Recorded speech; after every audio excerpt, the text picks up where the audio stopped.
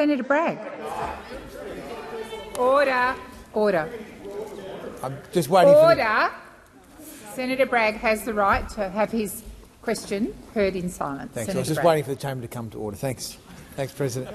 My question is to the Minister representing the Prime Minister, Senator Wong.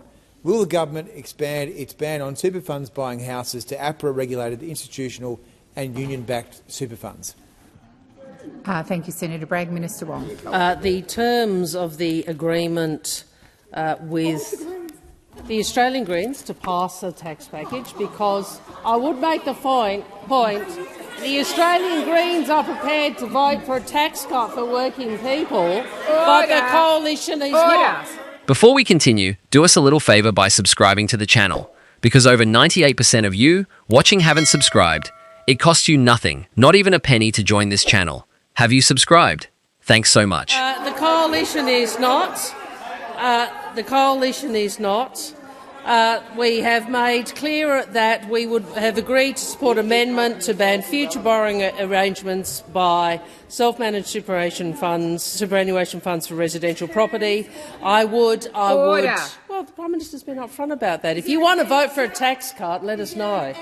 One day you might vote for one day the coalition might actually vote for a tax cut. Do you know we've had 5 tax cuts the Labor government's introduced that you have voted against? Minister Wong. You have voted against.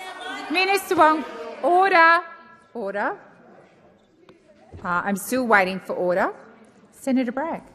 Point of order on relevance, President. The question was very clear about whether the proposed ban will apply to APRA-regulated institutional and union-backed super funds. And Senator Bragg, you are absolutely right, but you could assist me by asking your colleagues not to intervene, because there was an intervention, and as you know, a minister is entitled to address the intervention. Minister Wong, please continue. Yes. I made clear in my opening response, Senator Bragg, that these arrangements would apply to self-managed super funds in relation to residential property. And I would just say less than 10% of self-managed super funds have one of these arrangements. These will all be unaffected. Thank you, Minister. Senator Bragg, first supplementary. Thanks, President. Why is the government singling out families and individuals, again for punitive tax treatment, but leaving major institutions with a tax leg up? Thank you, Senator Bragg. Minister Wong. Well, Senator, I've been. You might, as someone who is interested in tax policy, be aware of a gentleman called David Murray, who did an inquiry in 2014. And that inquiry also raised concerns about the risk from these arrangements to retirement savings, as did the Council of Financial Regulators in 2019 and 2022. So I would make that point to you that if the Council of Financial Regulators and Mr Murray's report in 2014 have raised concerns about this, I'm surprised that you don't appraise yourself of the concerns that were raised when considering your position. Thank you, Minister. Senator Bragg, second supplement. I think it would aid the Senate if we could have the terms of the agreement tabled. But also, in asking this supplementary question, how does the government now defend its position that super funds and foreign investment funds should have significant tax benefits that are no longer available to individual Australians? Thank you, Senator Bragg. Minister Wong. Well, the Prime Minister has been upfront with the Australian people, held a press conference, so I'd invite you to read the transcript of that press conference. But if we want to talk about arrangements, perhaps we could ask Senator Hanson and Senator Cash to talk about the partnership between the coalition and One Nation that Senator Hanson speaks about, and that members of your party speak about. Wong, you want to be upfront about Minister Wong, please resume your seat. Senator Bragg. Point of order was on relevance, President. Whether the government can defend its position that institutions should have a preference over individuals. And the minister was being relevant to your question.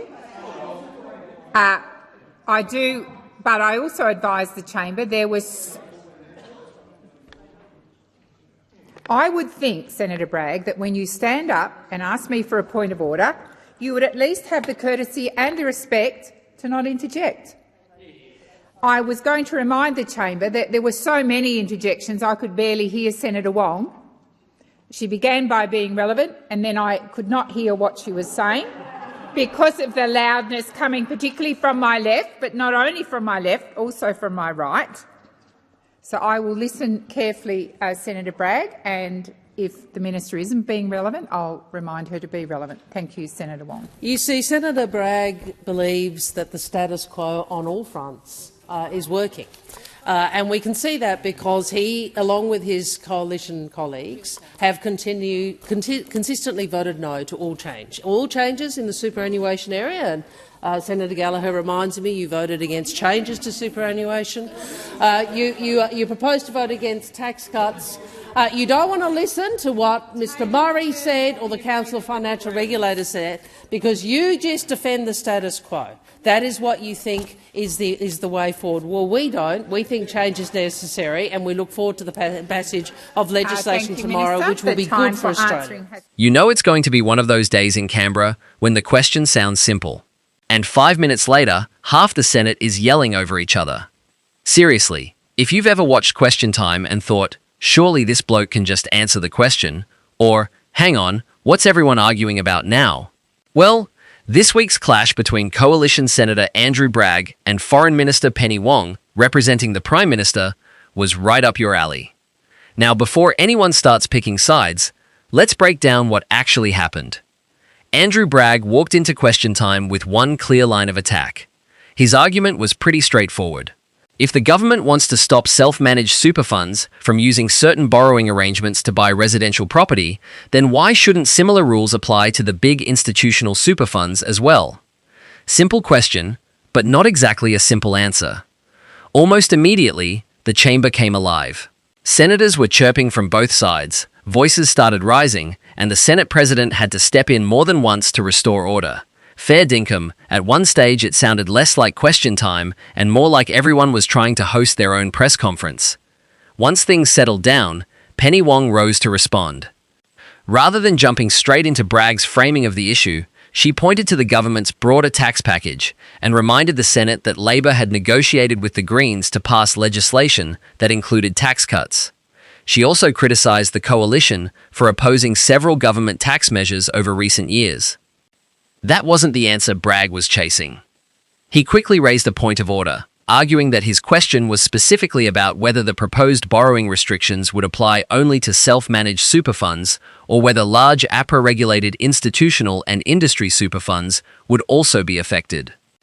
The Senate President agreed the minister should remain relevant, but also reminded senators on both sides that constant interjections were making it difficult for everyone to hear the exchange.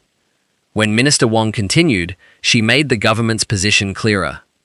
She said the proposed changes related specifically to self-managed superannuation funds using limited recourse borrowing arrangements for residential property. She also noted that only a relatively small percentage of self-managed super funds currently use those arrangements. But Bragg wasn't buying that as the end of the discussion. His follow-up question went to what he saw as the bigger issue: fairness. If borrowing to purchase residential property creates risks for retirement savings, he argued, why should individuals face restrictions while large institutional investors operate under different settings? Now, that's the political contest in a nutshell. The coalition says it's about equal treatment. Labor says it's about targeted reform based on expert advice. Same policy. Two completely different stories. Minister Wong then pointed to the findings of the 2014 Financial System Inquiry led by David Murray, as well as concerns later raised by the Council of Financial Regulators. According to the government, those reviews identified risks associated with borrowing arrangements in self-managed super funds and supported reform in this area. From Labor's perspective, the policy isn't about giving anyone special treatment. It's about responding to recommendations made over several years by financial experts. But Bragg kept pressing. His argument was that many Australians looking at the policy would ask a simple question. If one part of the super system is considered risky enough to tighten the rules, shouldn't the government explain why different parts of the system are treated differently? That question became the centerpiece of the exchange. As the debate continued, the atmosphere inside the chamber became increasingly lively. The Senate president was forced to intervene several times, reminding senators to stop shouting across the chamber and allow both questions and answers to be heard properly. If you've watched enough Australian politics, you'll know that's hardly unusual. But it does show how quickly a technical policy debate can become one of the biggest moments of question time. Outside Parliament, the issue connects to much broader concerns. Housing affordability remains one of the biggest challenges facing Australians. Cost of living pressures continue to dominate political discussion. And superannuation, something that affects millions of workers, is always politically sensitive. That's why exchanges like this attract attention well beyond Canberra. For the Coalition, this was an opportunity to argue that ordinary Australians should not be treated differently from larger financial institutions. For the government, it was an opportunity to argue that carefully targeted reforms are necessary to protect the integrity of the retirement income system. Neither side moved very far from those positions. And that's often how question time works. The opposition asks questions designed to expose what it sees as weaknesses in government policy. The government defends its decisions while trying to shift attention towards the opposition's own record or alternative policies. Sometimes viewers come away thinking the government answered everything. Sometimes they come away thinking the opposition landed the stronger blows. More often than not, people see what they already expected to see. But beyond the politics, there is a genuine policy discussion here. How should superannuation be used? Should retirement savings be encouraged to invest in residential property using borrowed money? What role should governments play in limiting financial risk? And how do you make sure similar principles are applied consistently across different parts of Australia's financial system? Those are questions that aren't going away anytime soon. As Parliament continues debating superannuation, housing and tax policy, expect these issues to return again and again. The government says its reforms are measured, evidence-based, and designed to strengthen Australia's retirement system. The Coalition says Australians deserve greater consistency and clearer answers. Ultimately, it will be up to Parliament to debate the legislation and up to voters to decide which argument they find more convincing. One thing's for sure, this week's Senate clash showed that even a technical discussion about superannuation can turn into one of the liveliest political moments of the week. And if this exchange is anything to go by, don't expect the debate to cool down anytime soon. So, what do you reckon? Did Andrew Bragg raise a fair question about consistency, or do you think Penny Wong made a solid case for the government's approach? Let us know in the comments below, but keep it respectful. If you enjoyed this breakdown of what happened in Canberra, give the video a like, subscribe to the channel, and turn on notifications so you don't miss our next Australian political update.